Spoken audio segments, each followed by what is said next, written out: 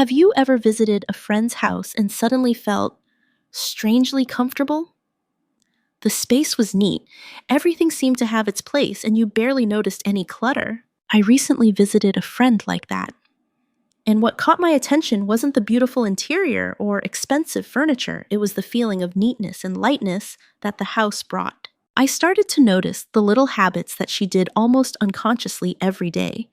Not extreme or elaborate cleaning, just very simple actions taking less than a few minutes but making a huge difference. And today I'm going to share with you what I learned from a tidy, more livable home. It doesn't have to be perfect, just enough to make you feel lighter, neater, and cleaner when you walk into your home. Let's get started. Tip number 1 is clean a little bit every day.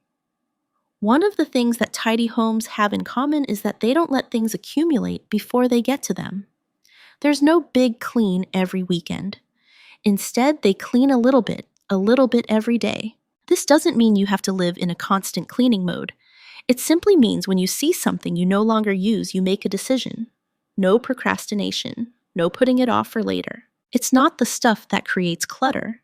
It's the decisions you put off. That chipped cup you can't bear to throw away. That expired spice jar you're still sitting in the cupboard. Every time you put it off until tomorrow, you're adding to the chaos for later. So instead of putting something you no longer use back, get in the habit of throwing it away. You don't have to spend hours cleaning your kitchen. Just 30 seconds every time you open a cupboard can make a difference. The easiest place to start. Try the kitchen. It's the easiest place to accumulate stuff. Old dishes, odd tools, plastic items, peeling pans. Every day when you open the cupboards, take one item out. Over time, you'll notice things feel a lot lighter. In the next video, we'll talk about how to stop wasting money on things you don't need and finally, let go of what's weighing you down. So if you're ready to spend less, keep less stuff, and feel more in control, see you in the next video. Tip number 2 is clean up everything as soon as you finish it. One of the things that is easily seen in tidy houses is everything is handled as soon as it is done. There is no such thing as putting it here for now or thinking about it later. No need to overdo it, just simple actions like finish eating, clean the dishes, put them in the dishwasher, or wash them right away. Finish ironing your shirt, put away the iron and ironing board. Paint your nails, put away all the nail polish bottles, cotton pads, nail clippers, etc. It may sound trivial, but these habits are the boundary between a tidy space and a mess that lasts from morning to night. If you leave everything for later, it will become a long chore list later. On the contrary, if you finish a task and clean up the items for that task right away, you almost don't need to spend time cleaning the house anymore because everything is already in its right place. No need to be a perfectionist. Just tackle the little things and you'll have a tidy home sooner than you think. Let's move on to the next tip.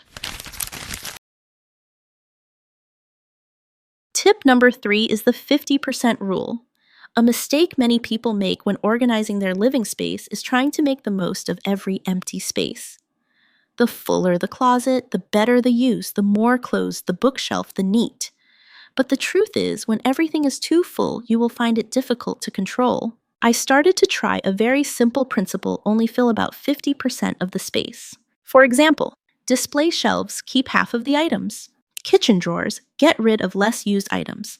Wardrobes clean each compartment so that there is clear space between items. When you apply this method, you will realize one thing. Everything related to cleaning, putting things away, getting things, becomes faster. No need to rummage through everything to find things. No more feeling crowded every time you open the closet. In addition, when the storage space is only half full, you also limit unnecessary storage. You'll think twice before buying more because you know exactly how much space you have. This helps you take control of your belongings rather than letting things overwhelm you. Cutting back by half doesn't make you feel deprived, it makes you more manageable every day. Tip number 4 is a tidy house is the result of regular work. Many people think that if they clean thoroughly once, they will have free time for a while. But the truth is the opposite. A tidy home is only a result of daily maintenance. There are no shortcuts. You don't need to do a lot, but you need to do it regularly. Things like hang your bags right away when you bring them home. Don't leave them on the chair. Put your purchases in the right place. Don't leave them lying around in the kitchen. Take a quick look around before going to bed if anything is out of place. Fix it. I call it light cleaning. This means you don't have to clean every corner every day, but you keep the overall floor level. I have a habit of going through the main areas like the kitchen dining table sofa every day, and it only takes 5 to 10 minutes to put a few things back in their proper place. This helps me never have to start from a pile of clutter. It's like washing the dishes right after eating. Not because you like washing dishes, but because if you leave them there, you'll be more tired later. Same with your house. A little bit every day, but consistently. Let's move on to the next tip. Tip number 5 is wipe the stovetop after each use.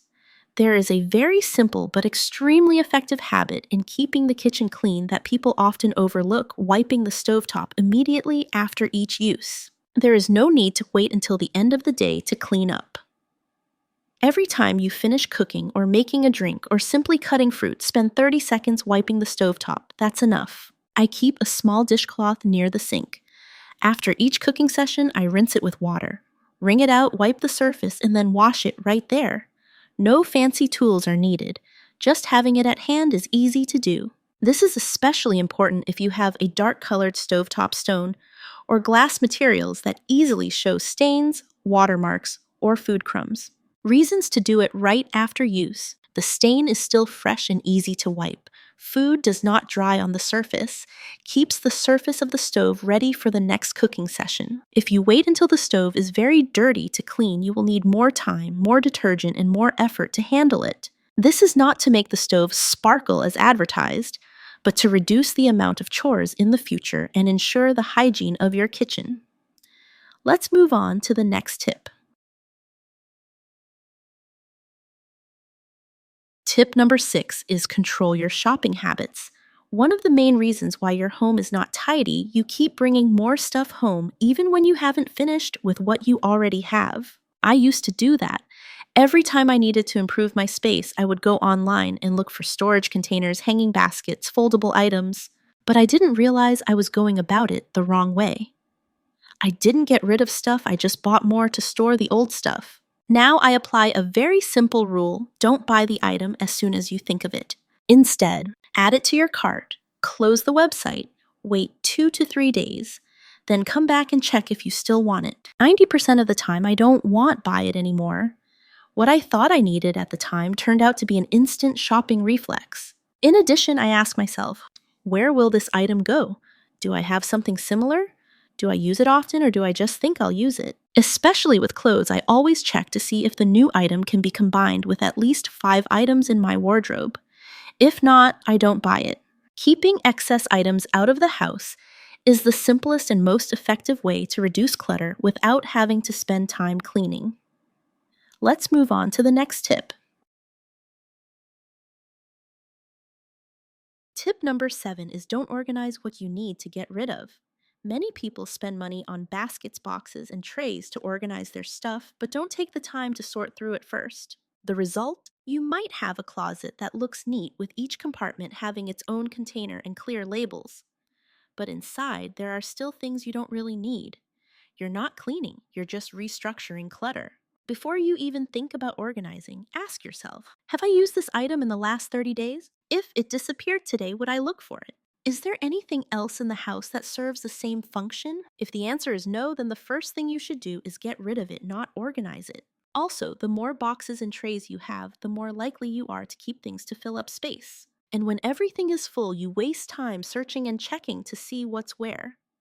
Organizing only works when you know exactly what you're keeping and why. Now let's move on to the next tip. Tip number 8 is clean while you wait. A cleaning method that can help you save half of your cleaning time is to clean while you wait. Instead of waiting, you take advantage of doing a small task. Easy, not stressful. For example, boil water. Quickly wipe the stove top. Wait for the oven to heat up. Rearrange the cutlery drawer. Boil vegetables. Throw an unused item in the fridge. Wash your hair. Wipe the bathroom mirror with an old towel. You don't need to run errands. Just take advantage of the awkward moments when you usually scroll through your phone or stand looking out the window. Every day, you clean up one item, a piece of paper, a box lid, a tiny item, and in just 1 to 2 minutes, you've dealt with something that would normally last for weeks. I call this a silent habit. It's not flashy, it doesn't instantly transform your home, but it does create an underlying flow of neatness. And best of all, you don't feel like you're cleaning. You're just taking advantage of the waiting moments that are available throughout the day. No pressure, no fatigue. Just a little bit at a time. That's enough to keep it from accumulating into a mess later. Keeping your home organized isn't a far-fetched goal. It doesn't require much, just doing the right things and doing them consistently. Not everyone is naturally organized, but everyone can create a few small rules to help reduce clutter and stress. If there's one thing you want to try today, pick the simplest tip.